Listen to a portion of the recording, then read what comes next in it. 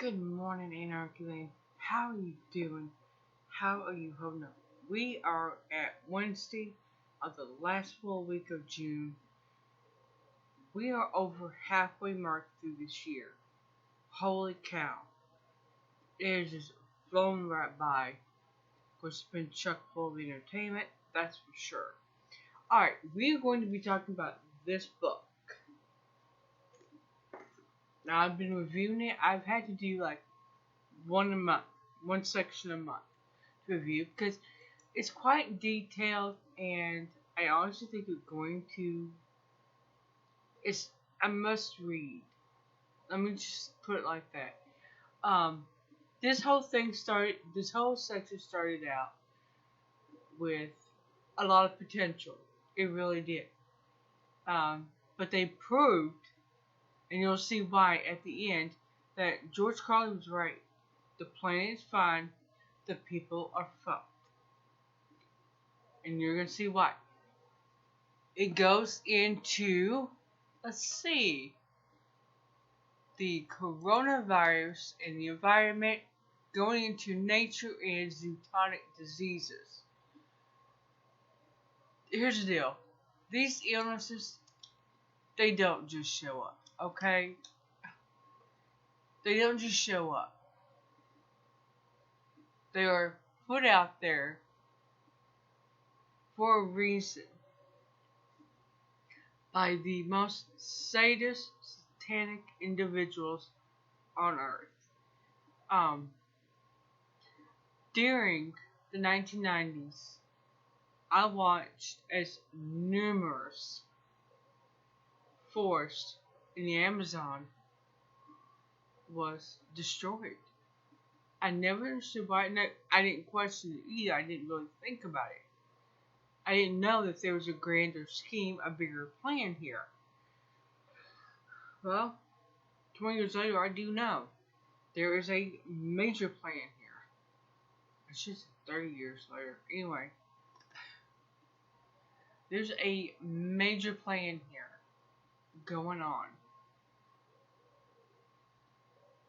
Now, we talk about how in the 80s there was this debate about where HIV and AIDS came from.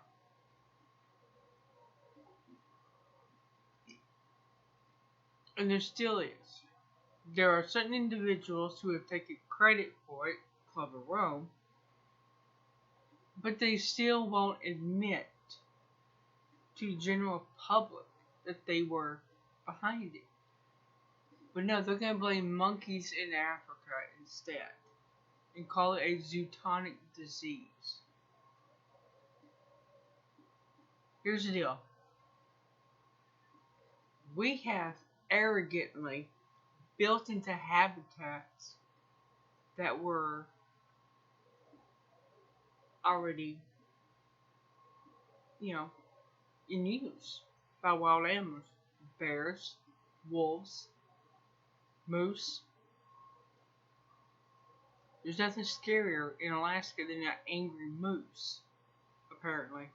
Other than an angry bear, hungry bear, mama bear. Specifically. Anyway, then we complain about them coming into our yard. Well, duh. Your yard isn't what used to be their habitat. So, who's at fault here, you know? Next part, air pollution pandemic risk.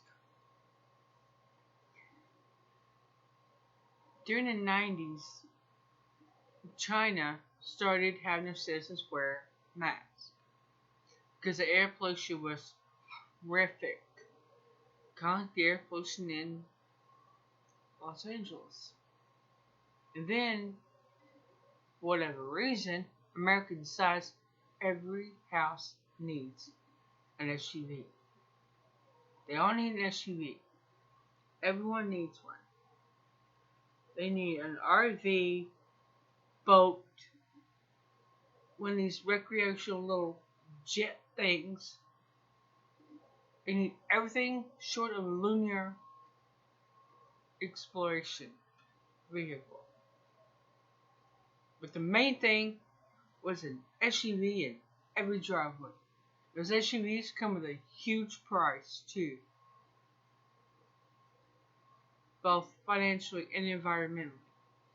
So that was the solution for the air pollution in Los Angeles. Put an SUV in every driveway. Yeah. Here's the thing. When you look at the health of inner city kids, they are plagued with all kinds of respiratory problems. What do they have around them?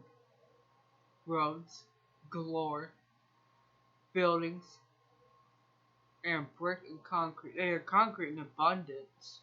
Highways, byways, interstates. They don't have any real trees around them. And then they wonder, why do these kids have so many respiratory problems? Now you look at kids who live in a rural area. Well, they do not have highways, byways, and interstates everywhere. Concrete galore. But they have trees. They're almost as old as red oak trees in Northern California. And they do not have the respiratory problems like the inner city kids. Ice maker dropping ice. No. They are healthy enough to play sports. They get out and they exercise. Sure, they got a few apartments here and there, but they're rarely over 3 stories high. Now, and sports are huge in those communities, mainly the boys' sports, not so much the girls' sports. That's another video, right? Let's look at lockdowns and the carbon emissions. This was my favorite part, beyond a doubt. Beyond a doubt. Because it shows the hypocrisy of these people. All through the 90s, Al Gore whined and bitched about global warming. Your kids will never see snow, is what he say. Well, mine sees snow more times than she cares to count. Yesterday, it was 68, and that was the highest. This is June, not late November or October. Today is only going to be 73. It should be in the 80s, close to 90s. It should not be late spring, early fall temperatures during summer. Now, back to Al Gore and his brainwashing garbage. This schmuck and his wife have a mansion they still live in. All their kids are grown with families of their own.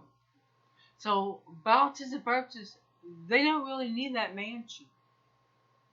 Their air conditioner, I live in an apartment that's about 600 to 1,000 square feet. Their air conditioner, you take all the walls out, could fit in this apartment. And they have 4 of those. I mean, like 2 or 4 of them. Who the hell is causing the problems here? Okay? Now, we have this schmuck that co-wrote this book.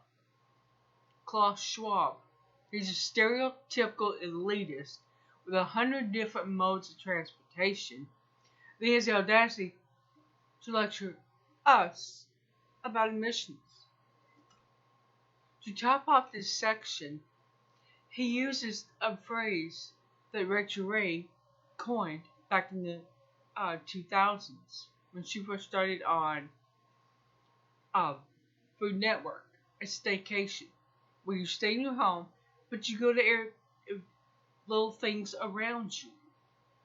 Museums, state parks.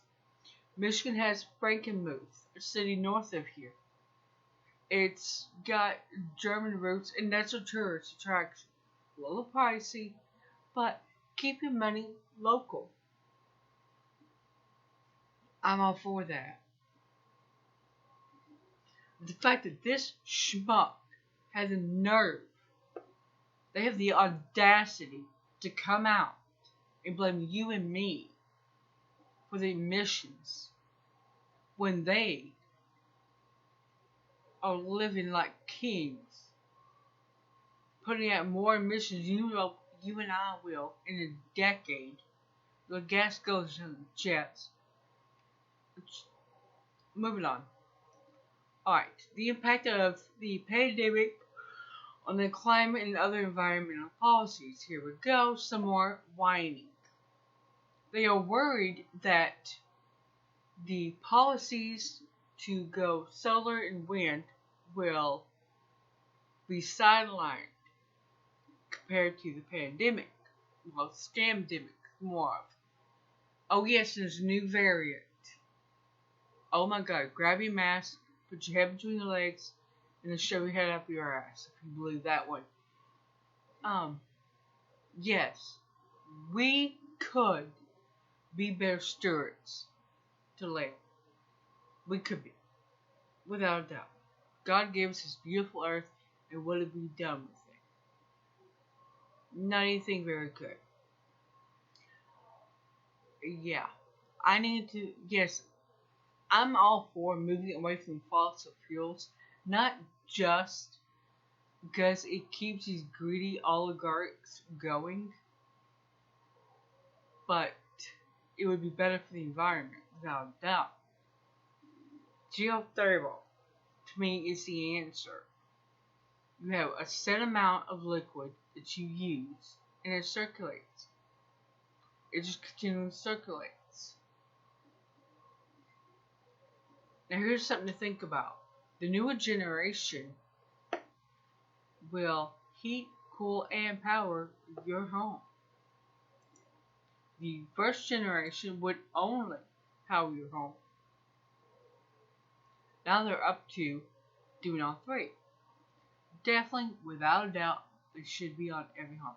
Closing, these narcissistic lunatics have the audacity to blame you and me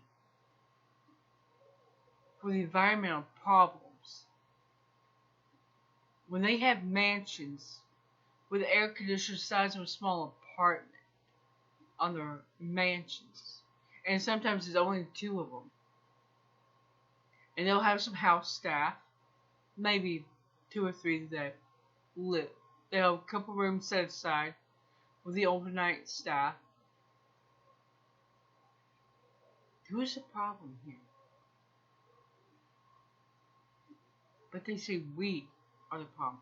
Those of us who don't get on a gas guzzling jet, who don't have limos just for one person, but we're the problem.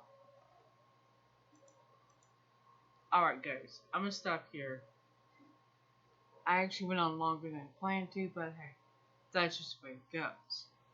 I will see you later.